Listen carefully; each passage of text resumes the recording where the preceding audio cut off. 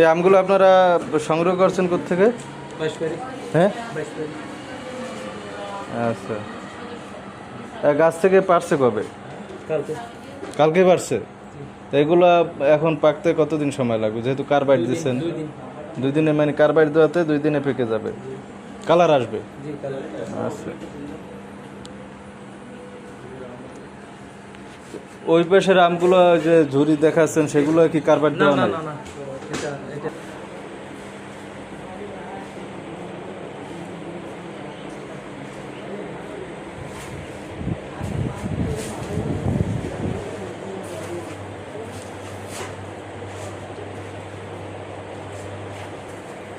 আম এগুলো কি ফ্রেশ? হ্যাঁ ফ্রেশ, এগুলো ফ্রেশ। এগুলো কোনো প্রকার কার্বাইড বা ইয়াদের নাই না? এগুলো তো এমনি পাইকে যাচ্ছে। এটা আলাদা ভিন্ন করতেছে, এটা কালো বেশি, এটা একটু ইয়ে আলাদা।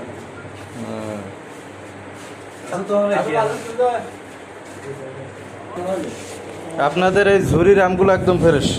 জি একদম ফ্রেশ, সেজন্য তো কালো। হ্যাঁ হ্যাঁ, না কার্বাইড দেবেন না, এগুলো এমনি পাবলিক না। আমি যেটা ওই যে রোহিঙ্গা বাজার দিই, এরা তো লাল ছাড়া খায় না। আর যারা আমাদের ট্রান্সফার নিচ্ছে না, এগুলো এখান থেকে নিয়ে যাবে। আচ্ছা, বুঝছেন? আপনাদের অভিষেক লোকেরা তো আমার তো এখান থেকে নিয়ে যাবে, কিন্তু এগুলো দেখি দেখেন বাজারে লাল না হলে তো খায় না। আমি তো কিছু করার নাই। আমের সাইজ শেপ ভালো আছে, এগুলো লাল না হইলেও নিবে। হ্যাঁ এটা তো আমি গিয়ে দিচ্ছি আপনাদের। কিন্তু আপনারা যে কেমিক্যাল মিক্স করতেছেন, এগুলো খেলে মানুষের শরীরে অনেক ক্ষতি হয়। এখন তো এটা বুঝছে না দাদা। দেখেন না আপনি বাজারে, দেখেন আরো তো দেখছেন না কত সুন্দর তো বাইর করছে। যত সুন্দর বাকি আমারটা কালো কেন?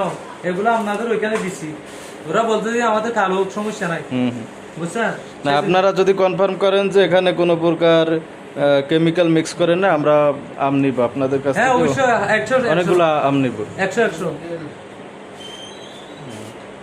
আমাদের আজকে আসবে। কালকে কালকে দিছি যে প্রায় 900 কেজি আমাদের এখান থেকে আপনাদের সব এরকম দিছি। আর এগুলো কি ওই ক্যাম্পে দেন, রোহিঙ্গা ক্যাম্পে? আপনাদের বিরাতে সিঙ্গাড়ে দিছি। সিঙ্গাড়ে যেগুলো যায় এগুলো তো কোনো ধরনের গিয়া নাই।